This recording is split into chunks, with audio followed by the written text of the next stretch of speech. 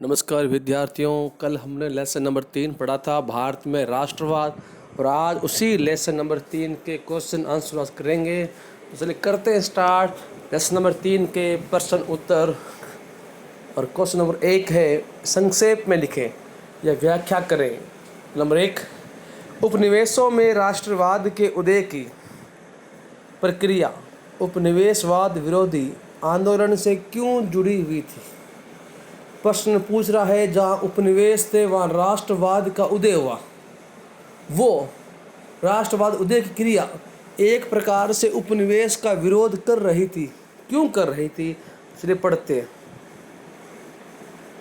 क्योंकि उपनिवेशिक शासकों के खिलाफ संघर्ष के दौरान लोग आपसी ताकत को पहचानने लग गए थे। पहली बात ये थी कि भाई जो लोग गुलाम थे, जो गुलाम कंट्रीज थी, वहाँ के लोग अपनी ताकत को पहचानने लग गए थे। मालूम पड़ गया था अगर हम मिलकर लड़ेंगे तो क्या है, हम उपनिवेश अपने देश को आज़ाद करवा सकते हैं। नंबर 2 बात, उत्पीड़न और दमन के साझा भाव ने अलग अलग समूहों को एक दूसरे से बांध दिया। मतलब जो कंट्रीज गुलाम थी, जो इलाके गुलाम थे, वहाँ के लोग आपस में मिले और आपस में दर्द को समझा। उन ध्यान पड़ा कि गुलामी कितनी बुरी है। तीसरा, वियतनाम, चीन, बर्मा, भारत, लैटिन और दक्षिणी अफ्रीका में राष्ट्रीय आंदोलन हुए और ये आंदोलन एक प्रकार से वहाँ के सामाजिक, राजनीतिक और आर्थिक हालातों के कारण ही हुए थे और इनमें राष्ट्रीय भावनाओं का विकास हुआ था और इन्होंने पूरे उपनिवेशवाद को पूरे संसार से हटाने का प्रयास किया। इस कारण मान सकते हैं कि राष्ट्रवाद का उदय उपनिवेशवादी विरोध आंदोलन के कारण हुआ था। इसे लोग इकट्ठा हुए, उपनिवेश का विरोध किया और अपने देश को आज़ाद करवाने के लिए एक साथ आकर लड़े। क्वेश्चन नंबर 2, पहले विश्व युद्ध में भारत में राष्ट्रीय आंदोलन के विकास में किस प्रकार योगदान दिया। मतलब फर्स्ट वर्ल्ड वॉर 1914 to 1918 युद्ध हुआ था। उस युद्ध ने किस प्रकार से देश को आज़ाद करवाने वाले आंदोलनों को बढ़ाने में या आंदोलन की गतिविधियों में तेजी लाने में क्या योगदान दिया था, चलिए पढ़ते हैं। तो हम जानते हैं कि फर्स्ट वर्ल्ड वॉर जो मित्र राष्ट्रों और धुरी राष्ट्रों के मध्य हुआ था। विद्यार्थियों, आपको ध्यान होना चाहिए कि मित्र राष्ट्र में कौन कौन सी कंट्री आती है। कंट्री आती है ब्रिटेन, फ्रांस, रूस, जापान और अमेरिका। और जो राष्ट्र धुरी, उसमें ऑस्ट्रिया, हंगरी, जर्मनी, तुर्की और इटली।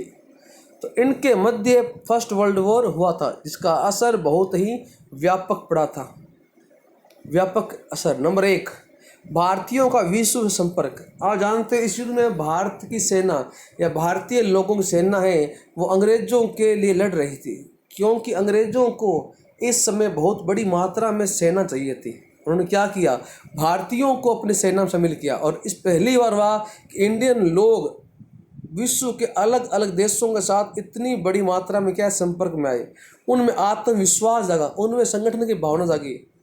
इसके अलावा आर्थिक प्रभाव। अब जानते युद्ध हुआ तो क्या हुआ, ब्रिटेन का खर्चा बढ़ गया और ब्रिटेन का जब खर्चा बढ़ गया तो उसने क्या कि अमेरिका जैसे अमीर देशों से कर्जा लिया और इस कर्जे को चुकाने के लिए उसने क्या किया, इंडियन लोगों पर टैक्स बढ़ा दिया। किसने, अंग्रेजों ने या ब्रिटेन ने। और किसी क्या हुआ, तो जब टैक्स बढ़ा तो भारत में वस्तुओं की कीमतें बढ़ गई, वस्तुएं महंगी होने लग गई और इससे भारतीयों की क्या है, हालात खराब हो गई। इससे क्या हुआ, देश में आंदोलन का क्या हुआ, उदय हुआ। तो क्वेश्चन नंबर 3 पढ़ते हैं। भारत के लोग रोलेट एक्ट के विरोध में क्यों थे। भारत के लोग रोलेट एक्ट के विरोध में क्यों थे।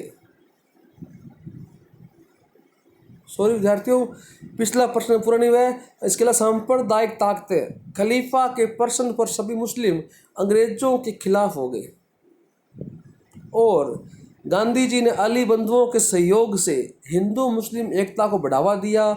1916 में कांग्रेस और मुस्लिम लीग के मध्य समझौता हुआ। इस कारण भारत में सांप्रदायिक एकता भी बढ़ी। इसके अलावा प्राकृतिक संकट। 1918 से 21 के बीच में प्राकृतिक अकाल पड़े, विपदाएं आई, इससे आम जनता महामारियां हो गई। सरकार का जो रवैया क्या था, असहयोग था, क्योंकि सरकार ने जनता का कोई सहयोग नहीं किया। इससे क्या हुआ, जनता क्या सरकार के खिलाफ हो गई। नंबर 5वां कारण, डिफेंस ऑफ इंडिया एक्ट, ये एक कारण भी था। ये कानून बना था 1915 में, डिफेंस ऑफ इंडिया एक्ट। और ये कानून एक प्रकार से लोगों की क्रांति को दबाने के लिए, लोगों को राष्ट्रवाद के खिलाफ भड़काने के लिए होता, ताकि जनता कभी भी अंग्रेजों के खिलाफ ना भड़के। 2 प्रश्न हो चुके हैं। क्वेश्चन नंबर 3, रोलेट एक्ट का विरोध क्यों हुआ? 1918 में अंग्रेज सरकार ने एक अंग्रेज अधिकारी रोलेट की अध्यक्षता में एक कमेटी बनाई, रोलेट कमीशन बनाया, और इस कमीशन ने एक कानून बनाया, नाम दिया गया रोलेट एक्ट। एक्ट का मतलब कानून होता है। इसमें थी दो बड़े कानून, जिसके द्वारा लोगों की आज़ादी को दमन करना था। इसका प्रमुख कानून था कि सरकार राजनीतिक कैदियों को बिना मुकदमा चलाए जेल में 2 साल के लिए कैद कर सकती थी, और इसे भारतीयों ने काला कानून भी कहा है। विद्यार्थियों, ऐसा प्रश्न आता है कि काला कानून किसे कहा गया है, तो रोलेट एक्ट को कहा गया है। तो इसमें गांधी जी ने लोगों को आंदोलन चलाने का आह्वान किया, और इसी रोलेट एक्ट के विरोध में ही असहयोग आंदोलन आरंभ हुआ था। तो क्वेश्चन नंबर 4 आज का पढ़ते हैं। गांधी जी ने असहयोग आंदोलन वापस लेने का फैसला क्यों किया? विद्यार्थियों, कल हमने इस प्रश्न को 2 बार पढ़ा था, तो आप जानते हो चौरी चौरा घटना। हाँ, वही 1922 में उत्तर प्रदेश के गोरखपुर जिले में एक स्थान है चौरी चौरा। वहाँ पर शांतिपूर्ण जा रहे जुलूस पर पुलिस द्वारा लाठी चार्ज की गई, जिससे आंदोलनकारी भड़क गए और उन्होंने क्या किया, पूरे थाने में आग लगा दी।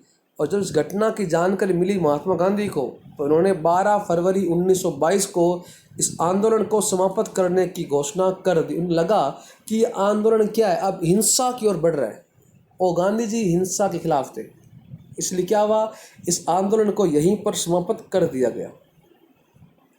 प्रश्न नंबर 2, सत्याग्रह के विचार का क्या मतलब है? तो सत्याग्रह का विचार है वो सत्य की शक्ति पर टिका हुआ है, और ये हमेशा सत्य की खोज करने वाला माना गया है, और सत्याग्रह के प्रबल समर्थक है वो महात्मा गांधी को कहा गया है। महात्मा गांधी ने सत्याग्रह की परिभाषा को इस प्रकार से स्पष्ट किया है। पहला, अगर आपका उद्देश्य सच्चा है, अगर आप अन्याय के खिलाफ है, तो आपको अन्याय से लड़ने के लिए आपको कोई ताकत नहीं चाहिए, आपको चाहिए सत्य पर टिका रहना।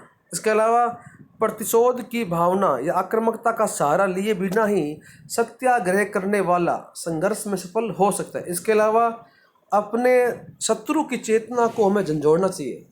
हमारा शत्रु जब अपने चेतना को जगाएगा, उस ध्यान पड़ेगा कि वो क्या गलत कर रहा है या क्या सही कर रहा है, तो वो अपने आप ही चेंज हो जाएगा।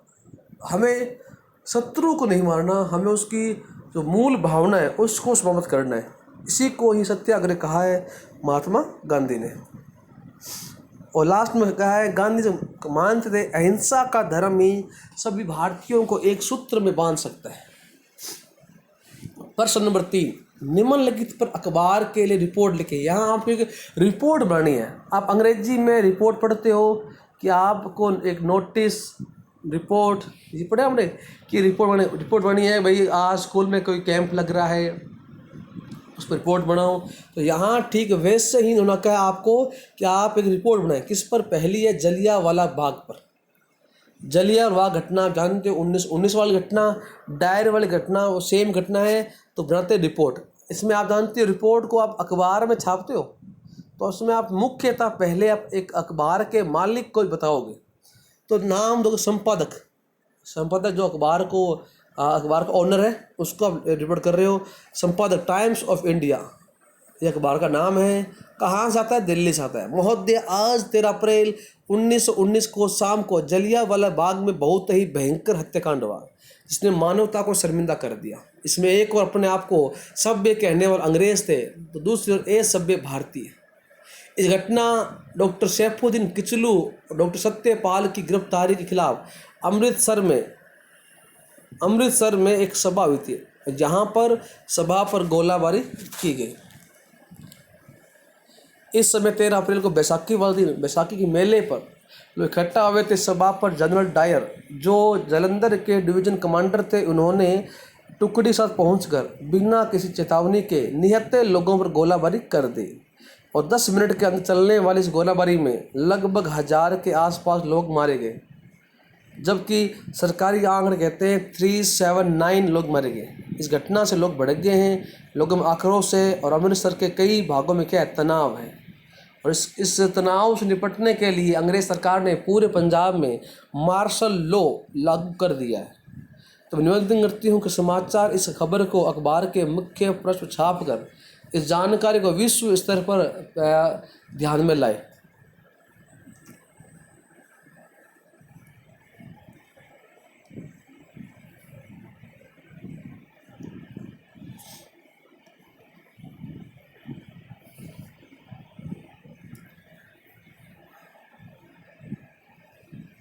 जो अंग्रेज सरकार जनरल डायर को ब्रिटिश साम्राज्य का रक्षक मानती है, उसे दंडित किया जा सके। जय हिंद। भवदिया जो नाम आपका केक है, गड़े जो भी मान लीजिए। दूसरी रिपोर्ट बने साइमन कमीशन पर। तो यहाँ फिर से वो संपादक है, अखबार नाम कुछ भी लिख दीजिए। नव जागरण कहाँ छपता है, कोलकाता छपता है। महोदय 3 जनवरी 1928 को इंग्लैंड सरकार ने सर जॉन साइमन की अध्यक्षता में एक कमीशन बनाया है। ये कमीशन देखो, यहाँ आपका एक प्रश्न क्लियर हो रहा है कि साइमन कमीशन का मुख्य उद्देश्य क्या था। इसका मुख्य उद्देश्य था भारत में संवैधानिक व्यवस्था का अध्ययन करना और संबंधी क्या सुझाव देना। तो इस कमीशन में एक भी मेंबर क्या भारत का नहीं है। इस कमीशन का क्या हो रहा है, विरोध हो रहा है। साइमन कमीशन वापस जाओ के नारे लग रहे हैं। और इस प्रदर्शन का जो है लीडर कौन है, लाला लाजपत राय। ठीक है। और इसमें औपनिवेशिक साम्राज्य का उल्लेख भी नहीं किया गया और ना ही इस कमीशन में भारत के अधिराज्य संबंधी कोई कंडीशन को स्पष्ट नहीं किया गया है और ना ही यहाँ पर किसी सरकार की स्थापना की बात बोली गई है। कमीशन ने वयस्क मताधिकार की मांग को भी क्या ठुकरा दिया है। अतः इस रिपोर्ट से भारतीय संतुष्ट नहीं हो गए, इसका चारों ओर विरोध हो रहा है। इससे सांप्रदायिकता को बढ़ावा मिलेगा, ये सरकार के भारत के प्रति गलत उद्देश्य को उजागर करता है। अतः मैं निवेदन करती हूँ इस खबर को अखबार के मुख्य पृष्ठ पर छाप कर भारतीयों की भावना पर आघात करने वाले अंग्रेज सरकार की आलोचना हो। तो जय हिंद। भवदिया जो भी नाम है वो नाम उसमें लिख दीजिए। प्रश्न नंबर 4, भारत माता की छवि। और लेसन नंबर 1 में जर्मेनिया की छवि। जर्मेनिया कौन थी, जिस प्रकार से हमारे भारत की माता भारत माता है, उसी प्रकार से जर्मनी की माता कौन सी है, जर्मेनिया। तो यहाँ तुलना कर रहे हैं भारत माता में और जर्मेनिया में। आप तुलना करते हैं तो तुलना करने के थोड़ा पृष्ठ को मैं मोटा करूँगा। विद्यार्थियों आपको साफ दिख रहा होगा। हाँ, पहले अपन बात करते हैं भारत माता की छवि की। तो छवि में अवनींद्रनाथ टैगोर ने 1905 में बनाया था। तो भारत माता की छवि है वो कब बनी थी, 1905 में। किसने बनाया, अवनींद्रनाथ टैगोर ने। इसमें भारत माता को अन्नपूर्णा के रूप में दिखाया गया है, जिसके एक हाथ में माला है, एक हाथ में पुस्तक है, एक में भोजन है, एक की वस्तु में भारत माता हमें दे रही है। और भारत माता के एक और पिक्चर में से सन्यासी के रूप में दिखाया गया है। मतलब माता क्या है, सन्यासिनी है। एक त्रिशूल है और जिस पे क्या है, त्रिशूल पे क्या है, झंडा लहरा रहा है और हाथी और शेर के बीच में खड़ी है। हाथी शक्ति का प्रतीक है, शेर वो सत्ता का प्रतीक है। तो भारत माता के दोनों छवियों में क्या है, शांत है, गंभीर है और अध्यात्म का भाव है। 5वां, भारत माता की छवि राष्ट्रवाद की आस्था का प्रतीक है। और वहीं बात करें जर्मेनिया देवी की, तो यह पिक्चर बनाई थी 1848 में फिलिप वेट ने। जर्मेनिया का चित्र बनाया फिलिप वेट ने बनाया। इसमें जर्मेनिया को राइन नदी पार करते हुए दिखाया गया। या राइन पहरा, मतलब वहाँ वो उस राइन नदी की रक्षा करे, क्योंकि राइन नदी के पास ही जर्मनी जो देश है उसकी मुख्य नदी कौन सी है, राइन है। और इसके हाथ में क्या है, तलवार, इसको लिखा है जर्मन तलवार, जो जर्मन राइन की रक्षा करती है। इसमें जर्मेनिया की छवि रौद्र मतलब गुस्से वाली गुणों से दिखाई गई है, जो राष्ट्रवाद की प्रतीक है, देशभक्ति की प्रतीक है। ठीक है, तो इस तरह अपने दोनों की हमने तुलना कर ली। तो क्वेश्चन नंबर 1 और आ गया बड़ा। 1921 में होने वाले असहयोग आंदोलन में शामिल होने वाले सभी समूहों की सूची बनाई। इसके बाद इनमें किन्हीं 3 कारणों को दिखाइए कि किस कारण से शामिल हुए। तो इस आंदोलन में हम देखते हैं 1921 में जो मुख्य वर्ग थे कौन से? मध्यम वर्ग, दस्तकार, मजदूर, किसान, पूंजीपति, जमींदार और व्यापारी। तो पहले बात करते हैं शिक्षित वर्ग की। तो शिक्षित वर्ग ने आंदोलन में शुरुआत की थी। हजारों विद्यार्थियों ने स्कूल छोड़ दिया, कॉलेज छोड़ दिया, टीचर ने अपने पद से इस्तीफा दे दिया, शिक्षक वर्ग शामिल हुए और देखा कि उनके बराबर पढ़े लिखे लोग जो है अंग्रेज वो अफसर बन गए और उन्हें कुछ भी पद नहीं मिला। यहाँ तक कि भारतीय लोगों को सैलरी भी कम मिला करती थी, भारतीय लोगों का वेतन भी कम था। और वे क्योंकि देखो यहाँ भारतीय हालत ये थी कि जो भारतीय एक बार एलडीसी या क्लर्क बन जाता, बेचारा पूरी उम्र उसी क्लर्क के पद पर क्या है मर जाता था। इस प्रकार से अंग्रेज़ों ने भेदभाव किया था पढ़े लिखे भारतीयों से। अब करते बात व्यापारियों से। बहुत सारे स्थानों पर व्यापारियों ने विदेशी चीज़ों को व्यापार करने से मना कर दिया, क्योंकि अंग्रेज़ों की गलत नीतियों के कारण व्यापारियों का व्यापार क्या ठप हो चुका था। क्योंकि अंग्रेज़ सस्ते दामों पर कच्चा माल लेते और वहाँ से तैयार माल अधिक कीमत पर भारत में बेचा करते थे। इससे क्या हुआ? भारतीय व्यापारियों को नुकसान हुआ।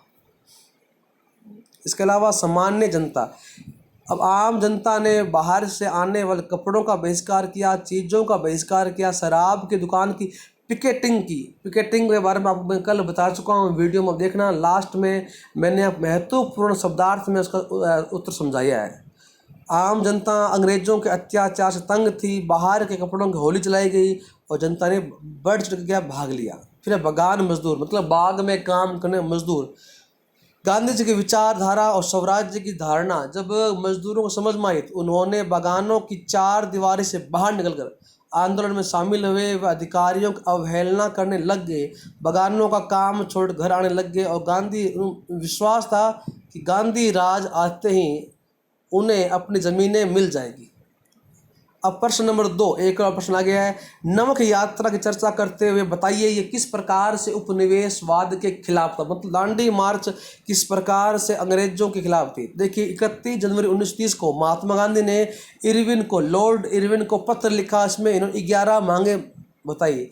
इसमें सबसे महत्वपूर्ण मांग थी नमक के ऊपर से टैक्स को हटाना या कम करना, क्योंकि आप जानते हो नमक का प्रयोग अमीर हो चाहे गरीब हो, जो व्यक्ति सब्जी बनाता है उसमें क्या नमक पड़ता है भैया। इसलिए नमक के ऊपर से क्या है टैक्स लगाना एक प्रकार से क्या है अंग्रेजों की दमनकारी नीति का प्रतीक है। तो 11 मार्च तक जब अंग्रेजों ने मांग स्वीकार नहीं की तो 12 मार्च को महात्मा गांधी ने 12 मार्च 1930 को ये दांडी मार्च की ऐतिहासिक यात्रा आरंभ हुई थी। इस यात्रा में कहते हैं 56 स्वयं सेवक जो महात्मा गांधी से जुड़े हुए थे वो साथ थे और ये यात्रा दांडी नामक स्थान पर एंड हुई। कब एंड हुई? 6 अप्रैल को एंड हुई। कब एंड हुई? 6 अप्रैल। यहाँ महात्मा गांधी ने स्वयं नमक बनाकर इस कानून को तोड़ा था और ये क्या है एक प्रकार से अंग्रेजों के खिलाफ थी। कैसे? इस बार लोगों को न केवल अंग्रेजों का सहयोग ना करना था बल्कि उनके कानून का उल्लंघन भी करना था। हजारों लोगों ने नमक तोड़ा, सरकारी नमक कारखानों के सामने प्रदर्शन किया। यात्रा साबरमती से आरंभ हुई और 240 किलोमीटर दूर जाकर दांडी में एंड हुई। हर गांधी की टोली ने 23 दिनों तक हर रोज सफ़र किया और जहाँ भी वो रुकते वहाँ लोग उनको सुनने आया करते थे। इन सभाओं में महात्मा गांधी स्वराज्य के बारे में विस्तार से चर्चा किया करते थे और लोगों से शांतिपूर्ण अवज्ञा, मतलब लोगों से बोलते हुए अपने को अंग्रेजों की बात नहीं माननी, उनकी कानून तोड़ने पर हमें हिंसा नहीं करनी हुई। इस प्रकार से महात्मा गांधी की यात्रा उपनिवेशवाद के खिलाफ एक असरदार प्रतीक बन गई। प्रश्न नंबर 3, कल्पना कीजिए आप सिविल नाफरमानी आंदोलन में हिस्सा लेने जा रही है। बताइए इस अनुभव को आपके जीवन में क्या अर्थ है। तो नाफरमानी आंदोलन मतलब वही है, सविनय अवज्ञा ही आंदोलन है, और आंदोलन नहीं है। उसी सविनय अवज्ञा को बोला गया है नाफरमानी। तो यहाँ एक महिला के जिक्र हो रहा है कि उसने किस प्रकार से भाग लिया। तो महिला पर मैंने भाग लिया कपड़ों की, जैसे कपड़ों की शराब पिकेटिंग की। मैं उस आंदोलन में महिलाओं के साथ जेल गई। इस समय मैं अनुभव किया कि शहरी क्षेत्रों में महिलाएं इस आंदोलन में भाग ले रही है और वहीं ग्रामीण जो महिलाएं वो कम भाग ले रही है। ठीक है। ग्रामीण क्षेत्रों में से संपन्न परिवार की महिलाएं भाग ले रही है। मैंने इस आंदोलन को अपना पहला कर्तव्य समझा। हमने आत्मविश्वास जगाया, राष्ट्र सेवा का दायित्व निभाया, परंतु कांग्रेस ने लंबे समय तक महिलाओं को उच्च पद नहीं दिए। उन्होंने सिर्फ महिलाओं को प्रतीक रूप में शामिल किया। प्रश्न नंबर 4, राजनीतिक नेता प्रत्यक्ष निर्वाचिका के सवाल पर क्यों बंटे हुए थे? प्रत्यक्ष निर्वाचन प्रणाली क्या होती है? इसमें चुनाव क्षेत्रों का निर्माण है वो धर्म के आधार पर किया जाता है। कैसे? पूरे भारत में जो एरियाज है वो धर्म के आधार पर बांट दिए जाएंगे और उस एरिया में सिर्फ उसी धर्म के लोग ही वोट करेंगे। आप बताओ उससे क्या होगा? उससे ये होगा सिर्फ उसी धर्म के लोग ही उस संसद में या उस विधायिका में जाएंगे। तो सोचिए वहाँ पर रहने वाले अन्य धर्मों के लोगों की क्या हालत होगी।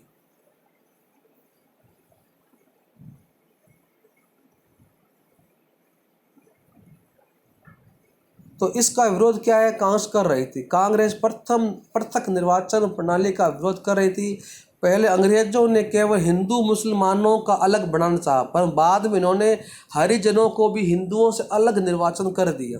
तो कांग्रेस क्या क्या विरोध किया। इसके अलावा दलितों के उद्धार में लगे BR अम्बेडकर भी दलितों के लिए अलग से निर्वाचन क्षेत्र चाहते थे। उनका मानना था उनकी सामाजिक अपंगता को राजनीति ही दूर कर सकती है। इसके अलावा भारत का मुस्लिम संप्रदाय भी प्रत्यक्ष निर्वाचन प्रणाली के पक्ष में था। मोहम्मद अली जिन्ना का मानना था यदि मुसलमानों को केंद्रीय सभा में सीटें दी जाए तो मुसलमानों की आबादी को एक वो होता है एक लीडरशिप मिलेगी संसद के अंदर। ठीक है। इस प्रकार से बातों से ध्यान पड़ता है कि इस निर्वाचन प्रणाली से भारतीयों में फूट पड़ गई। जहां कांग्रेस इसके खिलाफ में थी वहीं दलित वर्ग और मुस्लिम वर्ग इसके पक्ष में थे। जिन्ना और अम्बेडकर चाहते थे कि प्रत्यक्ष निर्वाचन प्रणाली लागू हो जिससे दलितों और मुस्लिमों को विशेष स्थान मिल सके। उनका मानना था। वहीं गांधी जी क्या है? गांधी जी के खिलाफ उनका मानना जिसका गांधी जी मानते थे कि इससे क्या लोगों में रोष होगा और भारत में एकता एक समाप्त हो जाएगी। अब यहाँ अपने पाठ के प्रश्न पूरे होते हैं। अब करेंगे अपने परियोजना वाले कार्य। ऐसे प्रश्न एग्जाम में नहीं आते परंतु अपना ज्ञान बढ़ाने के लिए अपनी सोच को विस्तृत करने के लिए हम उसको पढ़ते हैं। कीनिया के उपनिवेशवाद विरोधी आंदोलन का अध्ययन कीजिए और इसका तुलना कीजिए भारतीय आंदोलनों के साथ में। तो कीनिया खोज है सबसे पहले पुर्तगालियों ने की। 1498 में वास्को डी गामा मोम्बासा पहुंचा। मोम्बासा किले अंदर ही है। इसके बाद समुद्री रास्तों से कीनिया के साथ उसने व्यापार किया। किसका? मसालों का। 17वीं सेंचुरी में यहाँ ब्रिटिश आए, डच आए, अरब आए। इन्होंने यूरोपीय शक्तियों ने पुर्तगालियों को कीनिया से निकाल दिया। मतलब 1730 में पुर्तगाल कीनिया से निकल चुका था। 1885 में जर्मन ने यहाँ कब्जा कर लिया। 1890 में उसके तटीय प्रदेश ब्रिटेन को मिल गए। अंग्रेजों ने यहाँ कीनिया और युगांडा के मध्य रेलवे का निर्माण किया। कीनिया अलग कंट्री है, युगांडा अलग कंट्री है। दोनों कंट्रीज अफ्रीका महाद्वीप में। इसका कुछ स्थानीय जनता ने विरोध किया। 20वीं सदी के आरंभ में ब्रिटेन और अन्य यूरोप के किसानों ने क्या किया? कॉफ़ी और चाय उगाई। 30,000 सफ़ेद मतलब अंग्रेज़ों को यहाँ पर बसाया गया और लाखों किकियू जाति है कीनिया की वो यहाँ से बेघर हो गई। उनकी ज़मीनें यहाँ से छीन ली गई। 1952 से 1959 तक कीनिया में आपातकाल रहा और यहाँ माऊ माऊ नामक विद्रोह अंग्रेज़ों के खिलाफ चलाया गया। यूरोप की गोरी जातियाँ कीनिया के लोगों को निमंत्रण माना करती थी। उन्हें मानती थी ये लोग क्या गिरे हुए नीचे की जाति हैं। तो इस सिद्धांत की वहाँ पर आलोचना हुई और वहाँ के लोगों में राष्ट्रवाद जागा और वह अब क्या है? बराबरी का अधिकार की मांग करने लग गए। तो 1956 तक यह आंदोलन चला माऊ माऊ। लेकिन 56 तक आते आते माऊ माऊ क्या होगा? समाप्त, क्योंकि ये लोग अंग्रेज़ों का विरोध नहीं कर पाए। इस साबित होता है कि कीनिया के लोग राष्ट्रवाद की भावना से भरे हुए थे और ऐसे लोगों को लंबे समय तक आप गुलाम नहीं बना सकते। सेकेंड वर्ल्ड वॉर के बाद अफ्रीकी देशों में आज़ादी की लहर आई। विश्व युद्ध के बाद उपनिवेश वाली शक्तियाँ मतलब ब्रिटेन जैसी कंट्रीज के कमज़ोर पड़ चुकी थी। इसी के परिणाम स्वरूप 1957 में कीनिया के अंदर चुनाव करवाए गए। अंग्रेज़ों ने सोचा कि वहाँ उदारवादियों को सत्ता दे देंगे, लेकिन वहाँ जीमो केन्याटा नामक व्यक्ति की पार्टी थी, कीनिया अफ्रीकन नेशनल यूनियन, कानू बोलते हैं। इस पार्टी ने अपनी वहाँ सरकार बना ली और 12 दिसंबर 1963 को कीनिया क्या हो गया, आज़ाद हो गया। मतलब कीनिया का आज़ादी का दिवस कौन सा है, 12 दिसंबर है। अब तुलना करते हैं इसकी भारत के साथ में। तो दोनों कंट्रीज क्या है, साम्राज्यवाद का शोषण का शिकार थी, दोनों का आर्थिक पिछड़ापन था, सामाजिक रूप से रूढ़िवादी थे, दोनों की कमजोरी का फायदा उठाया अंग्रेजों ने और यहाँ नव उपनिवेशवाद का प्रसार किया। दोनों कंट्री में राष्ट्रवाद की भावनाएं फैली, दोनों ने उपनिवेश का विरोध किया, साम्राज्यवाद का विरोध किया और अंत में सफलता हासिल की। अपने आर्थिक सामाजिक विकास के दोनों महाद्वीप बाहर की सहायता लेने पर विवश हो गए और सहायता देने वाली शक्तियां यहाँ पर अपना राजनीतिक प्रभाव जमाने लग गई। अब कुछ बातें हैं जो दोनों कंट्रीज में क्या अलग है, ये समानताएं क्या है।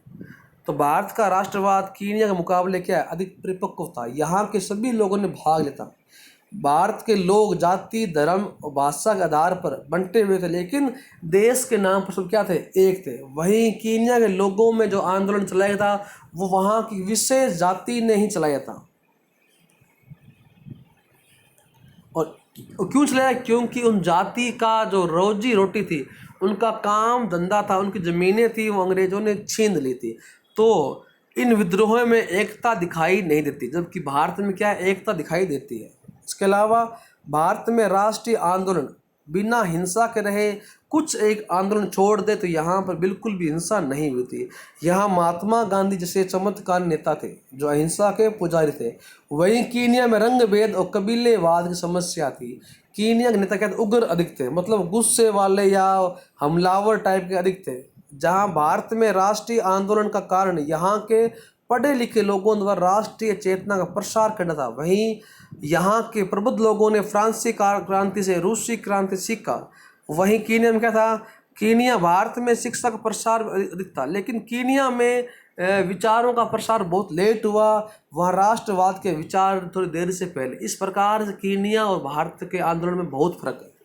तो विद्यार्थियों, आज से हम नया एक कोर्स ला रहे हैं। आपको प्रत्येक पाठ के एंड में नक्शा भी हम करवाएंगे, मतलब जो जो मुख्य मुख्य नाम इस लेसन में आएंगे उन सभी नामों को अपने आप को यहाँ हम करवाएंगे। इसे करते हैं, पहले करते हैं ये वाला भाग। तो ये पूरा एरिया है वो आता है पंजाब के अंदर। किस में आता है, पंजाब के अंदर। अमृतसर, जलियांवाला बाग और लाहौर।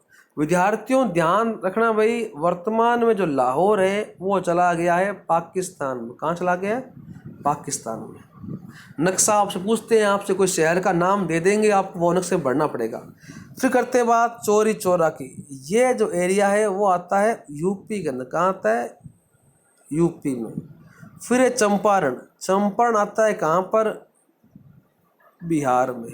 कहाँ आता है, बिहार में। फिर है कोलकाता, ये आता है WB मतलब वेस्ट बंगाल में। फिर मद्रास, मद्रास का नाम क्या है, चेन्नई है, ये आता है तमिलनाडु में। कहाँ आता है, तमिलनाडु में। फिर ये